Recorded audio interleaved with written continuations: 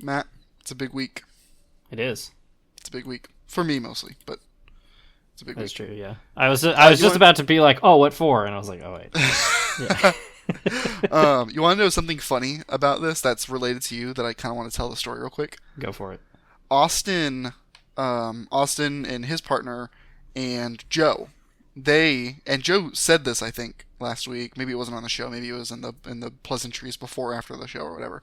He said, "Oh, I'm gonna go with Austin to go check out Daytona because they just want to go see it, right? I'm gonna go like Saturday before the reception and then come back for the reception." Yeah. And like, I didn't really think anything of it, but they were talking about it again today. We were in Discord together. I was working, and Weaver was in there, and they brought it up, and Weaver was like, "You guys are gonna try to go to Daytona on Saturday?" And they were like, Austin was like, "Yeah." I was like, "Well," and this is where you come in, Matt. He was like, "Well, yeah, that's gonna be tough considering Supercross is Supercross is happening that day. I didn't even think about that. So you're not gonna be able to do anything at all." Yeah. And I guess we're just going to Daytona Supercross. Yeah.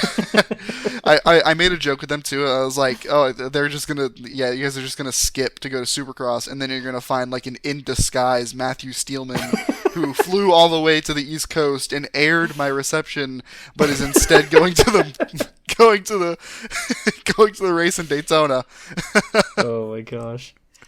Well, it's funny because I'm an avid listener of the Steve Mathis show, he's been like in the industry for like 20 years, and he is a devout hater of going to the Daytona Supercross.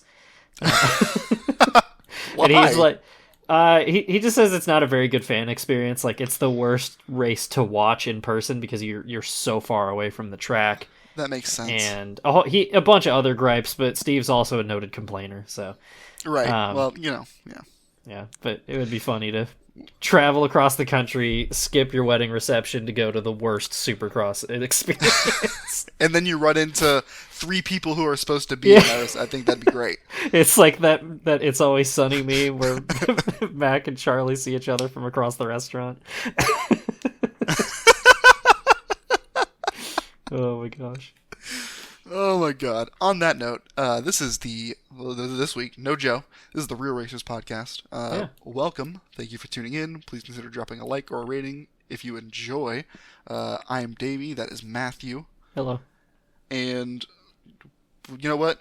This is how I put it in the show sheet, and I'm gonna address it the way it is in the show sheet because I don't want to talk about it, and I think it's lame. I think it's pointless. It's a little bit overblown. We're gonna talk about the whole caution debacle because that's what's on everyone's mind. And Matt, I know you weren't necessarily able to keep up with much in stage 3 of the Cup race, but if you have caught any social media posts in the last 24 hours, you would know that everyone was blowing up about the end of the Cup Series race. Basically, there's a pretty decent-sized accident actually on the back straightaway. It was Ryan Preece and Josh Berry, I think, and then there was someone else. It was at the time of the yellow, like in real time, when they were racing back, or when they were about to race back, like no, it looked like it was just Josh Berry, and everyone was really mad. And then they show the rest of the wreck, and they're like, "Oh wait, that's kind of understandable, but like, what the heck? Where's the consistency?" Because people want to complain. From my view of it, after the Xfinity Series race, where there was also an accident, and they let them race back. After that, and then in the drivers' meeting for the Cup Series race, they explicitly said that in a similar situation in the Cup race, they are going to throw the yellow. That was a mistake on their part. They are going to throw the yellow if there is a wreck on the last lap because, it's probably pretty important for safety or whatever, yada yada, whatever they said. But that they said what they were going to do. They literally did it, and people are very angry with them, and I don't quite understand it. And Matt, I just want to know where you stand with all this. Yeah, I did see the finish of the race, and I have been seeing some of the stuff like getting put in Discord servers that I'm in. Mm-hmm. I don't know, man. Like it's a very damned if you do, damned if you don't situation. It especially sucks because you have the leaders 3 wide going into turn 4 on the last lap, and then it's like, oh, it's over. Yeah. So exactly. I understand the frustration, but this goddamn sensationalism about the negative aura of which, don't even get me started on like fucking Aura posting. I might have. Oh, I already just dropped an F-bomb. I'm gonna have to edit that out. It's like already a trope that annoys me, and now we're like, it's just like ceaseless negativity for the sake of it. It seems like I get the frustration of it, but it's like what we talk about every time there's a race where somebody just nails the setup and dominates, and it's like not every race is going to be great. And I know it's frustrating that these races keep ending this way, but that's the nature of the beast. And you know, if these guys are going to wreck on the last lap, like NASCAR has to take some precautions for it. I know I'm an advocate of saying like these guys do have a level of self-preservation. Like obviously nobody's just going to see a car in the middle of the track and just full throttle into them. Like that's not something that's going to happen. You're going to, even if it's just reflexive, you're going to hit the brakes or try to make an evasive move. But there still is a need for, you know, throwing a yellow, not just to protect the drivers, but to protect the safety crews so they can get out there and make sure these drivers are okay and not make the situation worse. So it's frustrating, but I get it, you know? Yeah. And I don't understand, like obviously the finish of the duel sucked, right? Eric Jones got screwed. That was such a terrible call, but in the way that NASCAR officiates these races, it makes sense, right? When they've always put forward for the last 25 years that safety is the most important thing. So it makes sense. It's frustrating, but I don't understand like what people want NASCAR to do instead of this, because it's not a good look when Josh Berry's car is sitting still in turn 3, the window net is still up, and the field is racing by full speed still. You know, we all were outraged when they completely missed Spencer Boyd wreck on the backstretch of the truck race at Las Vegas and separated his shoulder, and they just left him there for 2 laps. You know, exactly. I don't know if people remember that. It's just, it's the sensationalism that drives me crazy. I understand the frustration, but we got to have a little more like nuance to it. Yeah, and you said a few things there that really hit the nail. And number one, damned if you do, damned if you don't. I think we are getting to a point where people are going to complain either way. We are going to reach a point with this discourse where NASCAR is not going to throw a yellow. Someone's going to have been hurt, and it's going to be NASCAR's fault that they didn't throw the yellow. And likewise, we're seeing the opposite, and everyone's mad now because they threw it. I think it's a really dangerous argument that we're having. I think what you said about them being 3 wide and it sucking because it's going to be a good finish is also super important. People feel like they had that taken away from them. And then your point with Spencer Boyd, 100% agree. You have no idea what happened in that race car. You have no idea how hard they hit. You have no idea like what broke if they hit. Like anything can happen in these race cars. I like the most benign crashes have injured and killed people. I don't know why we were so willing to play that game. And it's a little bit concerning to me that so many fans are willing to play that game and are willing to be vocally upset about a caution being thrown. Like, I get it. It sucks. And the drivers will take care of themselves. But the drivers who have already wrecked don't have that option. Yeah. You know? And that's why I think it's wrong to be this upset about it. Yeah, lest we forget, the reason we don't race back to the yellow line was Dale Jarrett sitting in the middle of a live racetrack, climbing out of his car, which, you know, it doesn't take a lot of imagination to imagine a scenario where the car's on fire and the guy's trying to get out while on a live racetrack. You know, we've literally seen, you know, if you go through F1 history of track workers getting hit by race cars on an active track. You know, this is something that we need to avoid at all costs. So, yeah, it obviously sucks. It's a bummer to watch a race end that way, but I don't know what the solution is. I don't even know if there is a solution because I think this is the best solution we have. Yeah. Yeah. I mean, we just have to be smart. I mean, it's really no different than a referee in like a stick and ball sport. No, like everyone says, oh, it's judgment calls. Yeah. Well, like every sport kind of has those, and like people get upset and stuff about bad refereeing calls, but they understand that it's part of the game. And I like there's no. It's just interesting to me how NASCAR fans don't give that same leeway. But that's another Yeah. could go down that judgment call road. There's definitely good and bad examples of that. The other one that was fun, that made a lot of people really angry, was Carson Hocevar, who had a he had a list of drivers waiting to talk to him after the race. Like lining up like that scene on Airplane where the one was having almost like, the panic literally attack. like every time in the post race they cut to Carson Hocevar, it was a different driver arguing with him. Yeah. It was like a rotating door, and I like it was Ross, it was Kyle, it was just Blaney, everyone. Here's the thing with Carson Hocevar that I expect if a lot more people listen to this, we would probably be getting a lot of hate. People would think that this is rage bait. I don't care. I don't care. It's Carson Hocevar. Like we have a and mind you, the turn one thing with Blaney was dumb. That was a bad move. Yeah. But he made aggressive moves all night. And yes, they were aggressive, or they may be a little over aggressive. I'm not going to disagree with that. But we have a young driver who's driving with flair on an oval that we haven't seen do that in a while. Like he's driving with the flair that Ty Gibbs wishes he had, Like I can't work myself up to care about it. It's cool. And he said after the race, like, listen, I know that some people think XYZ, but like this is what I'm gonna do. I learned a lot. I make mistakes, but I'm gonna keep learning. And like, God, like I know he's been saying that for a while, but Jesus, at least he says something that sounds kind of honest instead of the half-cooked bullshit Kyle Larson comes up with when he starts a wreck. Yeah. And it's true. Like I don't even hate Kyle Larson, but like he does, especially at the plate tracks. And so I can't bring myself to get worked up about aggressive Carson Hocevar.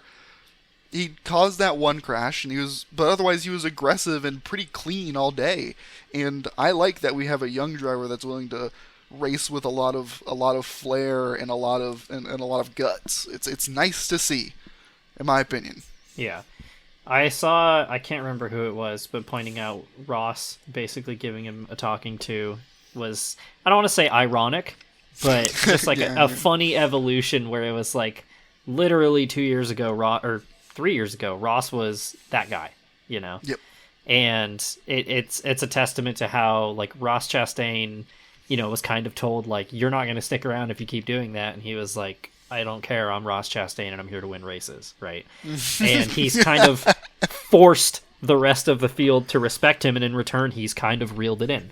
And so I can definitely see something like that happening with Carson, because I get why drivers are annoyed by him, but everybody's aggressive. Is he a little over the top? Probably. But it's also that he's new is probably what rubs a lot of people the wrong way. Yeah. So, yeah, and I'll come straight forward and say that like I'm biased because I like Carson a lot, but at the same time, like I'm on record on here being critical of people I like. I'm going to be critical of somebody I like later in this show too. Listen, I'll offset it because I don't really like Carson Hocevar that much, but it pissed me off to see someone who ran an otherwise pretty decent race, was strong all day, sent himself to the back a lot of times being aggressive, but was the same amount of aggressive and made his way back to the front every single time, up to the point where he was battling for the win at the end. Like, I don't like him, but God, he drove a great race. And is he over aggressive? Yeah, but man, dude, like it's entertaining. And I think the part that the other thing that kind of soothes me about it is like I don't think he's going to be like that forever, because he's good enough to not do that forever. He knows he's good enough, but he doesn't realize that he's good enough to not be that aggressive. And that's kind of the thing with Carson Hocevar for me, is he has this abundance of talent that is going to carry him through his maturing ages in the Cup Series. Like, he's still a very young guy, so like he's going to chill out, but his raw speed is not going to change. And that's kind of what like keeps me cool on him anyway. Yeah. And I think you have to put it in the context too of like, he's not driving for one of these top tier, championship winning organizations. Spire's on the up, but they're still an underdog. And he's going to come into this race as like, this is our shot, right? We don't know where we're going to be for the rest of the season, but Atlanta is our shot, and I'm going to get up on the wheel and I'm going to make people notice me.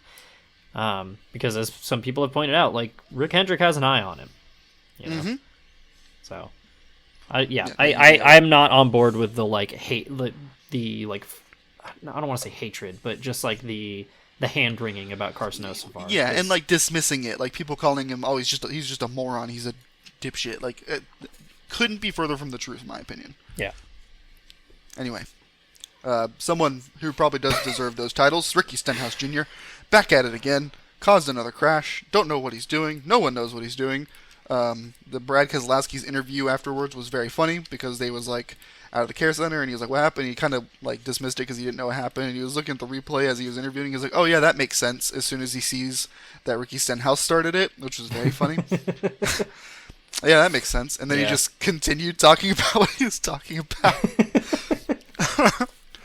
Yeah. I mean, we could repeat the stuff we say about Stenhouse ad nauseum. It's not going to change until he's out of the sport. But this whole episode is just going to be like, hey, it's this thing that we've talked about like a dozen times in the history of this show. Yeah, I mean, that's I think, I don't know if I could put it any better. But, I mean, that's Ricky Stenhouse. Like, he's going to do that. Somebody was posting the fact that, like, I'm going to tangent this into talking about Hayek Motorsports real quick, but just like their only sponsors are it's NOS, it's Sunny D, and then this brand of potato rolls that's all of a sudden, this brand of potato roll that nobody's ever heard of before, and that's like one of your like landmark sponsors for the season. And I was like, they are not making it to October. Like, they are in trouble. Yeah, kind of the storyline no one expected there. I don't know how many people had that on their 2025 bingo card, that JTG was going to become Yak Racing. Yeah. Let alone all the sponsor debacle. It just makes me think of like when Bobby Ginn took over MB2 and then they were just gone 6 months later. So we'll see. It's a very apt comparison. Anyway, though, at the end of the day, Christopher Bell and Kyle Larson joined Carson Hocevar in that battle for the win at the end. It was Christopher Bell who was up front at the time with yellow and got his first win of the season, got out of the car, said, I love super speedway racing, which was very funny because he definitely does not. And a little tidbit, that was probably Kyle Larson's most complete super speedway race ever. I don't think he's ever driven any super speedway race as good as that. Which, I mean, even then, we still had a signature Kyle Larson moment at the end of this race. We definitely did. Just because you can't have it all. No. Yeah, no, it was. I mean, they ran the whole show package like before the last restart of like Kyle Larson does not know how to finish these races, and it was bad.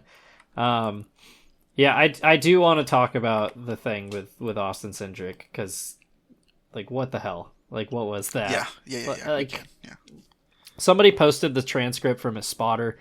He was told explicitly, car outside, basically over and over and over again, and Kyle just never acknowledged it. I get what he's trying to do. He's trying to basically throw a slide job and force Cindric into lifting, but Cindric's not going to do that. And yeah, I mean, obviously, in retrospect, if you from a self-preservation aspect, you'd be like, oh, maybe Cindric should have lifted. And it's like, yeah, well, Kyle was not clear, like, at all. Yeah. I don't really know what he was going for there. So. And he was pretty far up along Kyle to, like, where, like, it like, and maybe this is more telling for me than it is Austin Cindric, but, like, in my view, if I'm that far alongside someone, my first probably 5 thoughts are not, oh, he's gonna fence me. You know what I mean? Like, he was up there. Like, he was up to, like, the front wheel almost. Yeah. And he still got fenced. I think very brazen. The other thing that's really funny about it that I didn't see a lot of people mention is that William Byron slid up like a solid 2 lanes and just ran right into him. Like, Cindric is like a quarter of a car width off the wall, and Byron had it saved after that. Yeah, and it's funny because you can compare where Byron is because he has a car directly behind him, and he just keeps moving up and just runs into the 2 car and just spins both of them out. So it was I did just like mention that. a 1-2 punch of not clear. It was pretty bad. Oh yeah, I remember saying in Discord, like, yeah, Austin, like, they were fine until William Byron went up because, and then I just put like a slew of question marks because I couldn't figure out what the plan was. It's like he just zeroed in on Larson and followed him up there, and then just ran into him. Like, you gotta. Must get draft. It's funny to say this about the guy who literally won the Daytona 500 last week, but it was like, bro, what are you doing? I mean, it's a fair assessment given how he won. But I'm glad I forgot that on the show sheet, but I'm glad that you brought it up because that was that was something. Yeah. Also, I mean, this is 2 weeks in a row that Austin Cindric has absolutely dominated and then got wrecked battling for the lead with like, what was it, a combined 5 laps to go, I think. Good Lord, that is horrific to hear. That is devastating. Austin Cindric's a good drafting track racer. He is very, very good at that. Someone else who's good at it, obviously. Austin Hill, back to form. He was never really out of form, but he had a mechanical issue last week at Daytona. Wins in Atlanta. Under yellow. He was the most dominant car all day, which is not a surprise to anyone. That team is unreal at these tracks. I don't really remember much of that race. Matt, if you have anything. I don't think much happened, if I'm being honest. Okay. We can skirt through it. Trucks race ran clean. Kyle Larson. Kyle Busch put on a clinic at the end, as he did in this race last year, I think, and got a huge side draft off of 4 on Stuart Friesen, and won the race. It was a very, very, very good race. Very, very, very good finish. And the Truck Series is, according to the stat that I saw today, on a 16 race streak of no overtime finishes. Which is nuts. Uncharted territory, yeah. It definitely is. But hey, that's cool. Honestly, I'm glad, because the Truck Series for a long time was losing its, I hate to say aura after what we just said earlier, but it was losing its luster. Yeah, there's definitely... I'm glad it's back. There's definitely been a raising of the standards, and I think a big part of it was, you have these guys like Corey Heim and last year Christian Eckes, who are super talented and they're kind of elevating or forcing a lot of the field to kind of elevate with them. Mm-hmm. It's refreshing that most of these truck races haven't just been a complete shit show at the end. But like tangentially related, it was funny. Last week Frankie Muniz scored a top 10, which was cool, and this week he got wrecked out when I think it was like a 4 wide thing, whatever. And he had I don't remember where he said it, but he was talking about that he was like, he's like, I just don't get a lot of respect from the guys on the field. Like, and it kind of like implying as because he's, like new to NASCAR or whatever. And I was just like, no, Frankie, that's just the Truck Series. Like, this is how it is. It's not that you. Is true.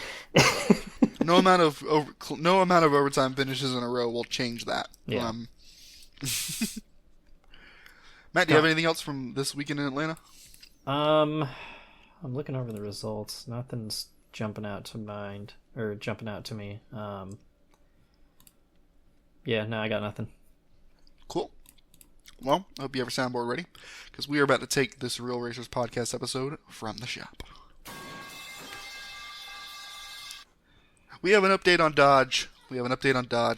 Steve Phelps confirms some optimism and talks for the addition of Dodge Ram to the Truck Series and an eventual Cup program intended for 2027-2028. It's a mouthful. Pretty cool. We're going to talk about the ramifications. The ramification last week. Damn it. But it's nice. It's, once again, as I say every time this comes up, everyone says, "Oh, I'll believe when I see it," but where there's smoke, there's fire, and there's a hell of a lot of smoke right now, Matt. Yeah. Especially the specific name dropping of them by people like Steve Phelps. Yes, exactly. It's all but confirmed, I feel like, at this point. Mm-hmm. So. Just probably just a matter of paperwork and 3D modeling. Corey Heim signed a 2311 development deal. He will be running select Cup races this season in the 67 car, starting at Kansas in May. Pretty cool for him. He's obviously, He ran some races last season for Eric Jones, I believe, also at Kansas. I believe so. Yeah. At least. And didn't he ran a race in the 50 car too? Didn't he? Ooh, he might have. I don't remember. I'm gonna look this up. I'm pretty sure it did. But yeah, anyway. Got it. But yeah, cool for him. He's obviously talented. He's gonna, Toyota teams are gonna be looking out for him as he continues to get better. Riley Herbst is probably already feeling a little bit of heat. Not that he has been doing a bad job, but just, as any Toyota driver does in the Cup field, there is always a talented young driver in the wings, ready to take your spot if you just so happen to not perform. And that's all. That little bit of pressure is always there, despite him just starting there. Yeah. Did he run in the 50 car? He did. He ran Nashville last year. Oh, cool. Yep. Nice. Yeah. At first I was thinking, I was like, oh, I wonder like what that means for who's where. And I was like, oh yeah, that's right. Riley Herbst is probably just there for like 2 years maybe. But you run into a situation where it was like, what if Riley Herbst becomes something really good? And then all of a sudden you're like, ah, shit. Now we got to make a decision. Is a lock for the Legacy Motor Club car. Yeah. Yep. Listen, that's just the nature of Toyota. There's always going to be a talented driver just chilling, ready to take your ride. Oh yeah. Yeah, no, that's cool. I wonder if they're gonna maybe field like an Xfinity team or something next year. So that'd be cool. Despite rumblings, the Clash is actually expected to continue at Bowman Gray for another season next year in 2026. The rumblings about the Clash going to Brazil have kind of soothed, it seems. They mentioned that there are still intentions of going to Brazil or an international race. Initially, it was going to be Sao Paulo, but they're just going to move that to some international exhibition event some other time, apparently. That'd be pretty cool. Which is still very cool. But yeah, I'm okay with it staying at Bowman Gray. We talked about this a little bit. I think it deserves it. It earned it. Yeah. Dude, okay. What you got? Sorry, I just got... we're not on this topic yet, but it's going to be really funny when we get there. Yeah, I'm looking forward to more international races. But also, it would be a shame if we didn't get to go back to Bowman Gray next year. NASCAR just put so much money into that place, and it's such a historic venue that, like, ditching it after one, like, literally coming back for one season and be like, all right, anyway, we're going off to Brazil later, you guys. Would feel a little weird, but yeah. It's cool. And lastly from the shop, go get the Ryan Blaney Burrito Bowl at Chipotle. That's pretty cool. Signed an official deal with Chipotle, and Ryan Blaney has his own burrito bowl. Go get that. Any driver activation I'm willing to shill for, because I like that stuff. So I don't know if you eat Chipotle or Matt, but Chipotle's pretty good. It's all right. I like it. Okay, so I want to talk about. I was googling Ryan Blaney Chipotle because I wanted to find out what is in the bowl, and this has got to be somebody. I don't want to accuse anybody of plagiarism, but it's what it reads as, where it's clickbait, and then somebody gets the number extremely wrong. Because theexpress.com reports Ryan Blaney snatches new $70 million NASCAR sponsor after F1 deal terminated. Because apparently Chipotle had been partnered with Haas, and they ended the deal last year. And so apparently, it's clickbait that they're like, oh, is Ryan Blaney making $70 million? No, he's not. No. But then there's another website, and it's not copied word for word, but the title is Ryan Blaney snatches up $70 billion sponsor as they leave struggling F1 team in the dumps. And I kind of want to read this first paragraph because it's dangerously close to the "Does Bruno Mars is gay" rumor mill, if you've ever read that. But A promising racer backed by fans, a powerful machine crafted by perfectionists, and a team of able craftsmen with the ability to win. This is the recipe to attract the biggest, boldest, and high-paying sponsors for a Cup Series race. This is something that Team Penske and their critically acclaimed driver Ryan Blaney succeeded in achieving. But was it because the team has 4 NASCAR Cup Series trophies, or is it the talent of the 2023 Cup Series champ? I don't like it. I don't like it. We're moving on to the next segment. Bottom split moment. That is my bottom split moment. That was horrible. I hated that. Yeah. It's just so funny. AI generated nonsense. Yeah, it has to be AI. Yeah. Oh my god. Also, for everybody wondering, Corey LaJoy did go try it. So, because we haven't talked about Corey in this episode yet, so there was an article about him. So. Yeah, he did go try it. That is true. That's true. Oh my god, yeah. My bottom split moment is that. That was bad. What was yours original if one? you want. My original one. This isn't really a bottom split moment because I enjoy it, but it's just a lot of work. I'm doing another like race car resto, but it's not. It's like this one's. The last one I was doing was like a Rolex 24 winner, Yeah. and now I'm just doing someone's Cayman that they raced in 2013. Oh my gosh. Which has like a classic livery on it. It's like a 2011 Cayman, like it's basically like GT4 spec essentially, and it's like the Lowenbrow livery, like the blue and like the dark blue and light blue and the gold and stuff. Yeah. Anyway, it's a cool livery and stuff, but it's just a little bit less glamorous than like restoring a Daytona 24-hour winner. Yeah. So it's just a lot of work for like something that's less cool. Yeah. It's not necessarily a bottom split, but it's close as I got. All right. My bottom split moment is it's Supercross related. Oh boy. It's Chase Sexton. If any of you guys watched the race this weekend, you know what I'm talking about. Chase Sexton over the last 5 years has thrown away at least 12 Supercross wins. And he's on a 3-week stretch of doing it, and they just keep getting more and more inexplicable. He came into this race tied for the points lead with Cooper Webb, and it's the Triple Crown format, so it's like best score, like overall score across 3 races. And he's leading the 3rd race, and then he stalls the bike from the lead and falls to 3rd, which knocks him out of the overall lead. And then he gets to 2nd, and it's like, all right, if he just finishes there, he wins the overall and he takes the points lead back. And then he's like, I'm going to go past Cooper Webb anyway. Absolutely bonsais like the 3rd to last corner, eats shit, gets run over by a lapped guy, falls all the way down to 4th, then gets blocked past by Justin Barcia in the last corner, falls all the way to 5th, only gets 3rd overall, loses the points lead, and now Cooper Webb has the lead, which is where he is absolutely at his strongest. It was one of the most inexplicable chokes I've ever seen. Literally, if he tried less, he would have had the points lead. And this is 3 weeks in a row he's done this, so... dude is the fastest rider on the planet right now and is absolutely throwing it away. So, God. Yeah, it was brutal. It's a scathing final remark on that, too. But Holy moly. It's so frustrating because I like the guy so much. He's such a likable dude, and everybody's like, Chase, why do you keep doing this? Like, get out of your own way. It's frustrating. Yeah.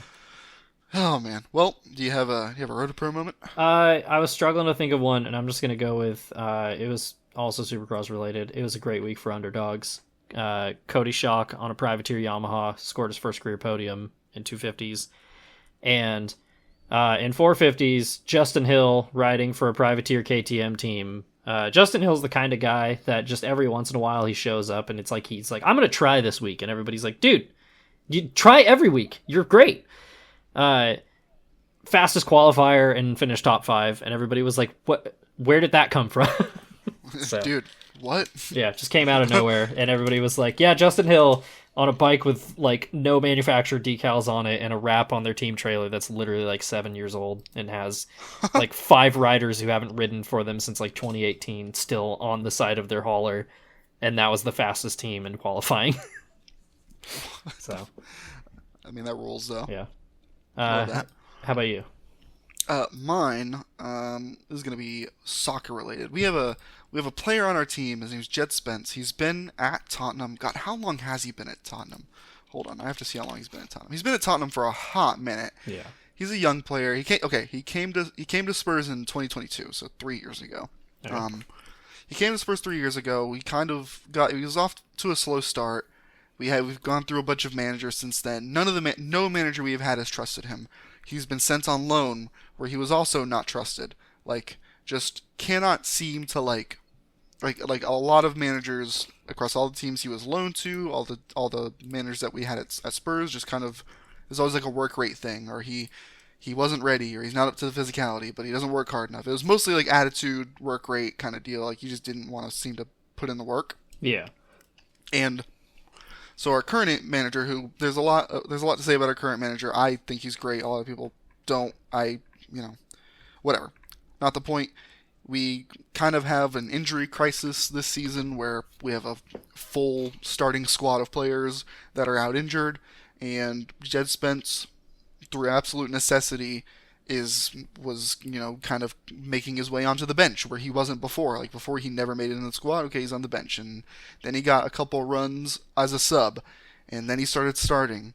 And the current manager, Ange, he made him work for it, and he made him work. And when he finally started, he played great, and he has become like a revelation. He's been the best player in the squad this season, and just the ultimate success story. And this past weekend, he scored his first goal for the club as a left back, right back.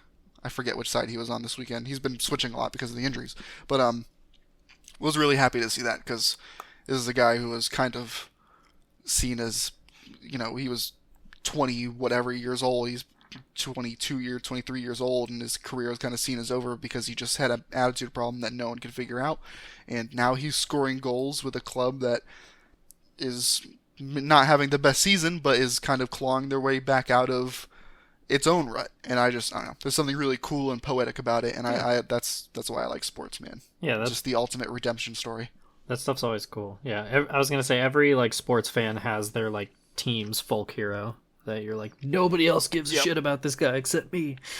Yep, exactly. Tottenham seem to have a lot of them, but yeah. Well, and the way you're describing him too is it's really analogous to Justin Hill, who I was talking about earlier, because he's a weird dude that everybody thinks has attitude problems, and nobody's been able to figure him out. And now it's he's landed on a team that's as weird as him, and all of a sudden he's awesome. Just bursts onto the scene in a way that you would have never guessed. Yeah, that's why I love sports, dude, because no one would have guessed that. Oh yeah. Of all the star players that we have, the one that couldn't make it on loan to second-rate team in Spain or Italy or whatever, he is the guy he is our talisman. He's the guy who's carrying us through this season, and he is the one who's gave us the winning mentality of all the people. I don't know. I really, really dig it. Sports role for that reason. Oh yeah. Anyway, man, we did it. Yeah. We got through a Real Racers podcast. We do this a lot, man. Joe, you gotta figure it out. Yeah, we gotta tighten up this operation. What are we doing? Yeah. Bring that microphone on these work trips, buddy. But that was the Fake Racers podcast, aka the Real Racers podcast. We appreciate you watching and listening this week. Please make sure to drop a comment on or like the video if you're watching on YouTube. Sorry, there's no face cam. We're too dumb. Yeah. Drop a rating or follow us if you're on Spotify. Find us on Twitter at Fake Racers. Make sure to follow Track and Turf for all the other projects here on YouTube or on Twitter at track_and_turf. I don't really have anything going on. I can't stream iRacing without my computer exploding, so I have nothing fun and exciting on my own personal stuff yet. Matt, anything fun for you? Oofsides is over. Yeah, so. I was going to say, I've basically got nothing planned except this, so... At least we have one creative outlet. Yeah. Well, folks, thank you again. As I said, please support us. Just interact, rate, whatever you want to do. Honestly, it's okay. I accept it. But this has been the Fake Racers Podcast / Real Racers Podcast. Goodbye. Goodbye. I waved even though we don't have a camera. Yeah, I was doing the same thing. Damn it. Okay, bye for real. Friggin' amateur hours over here.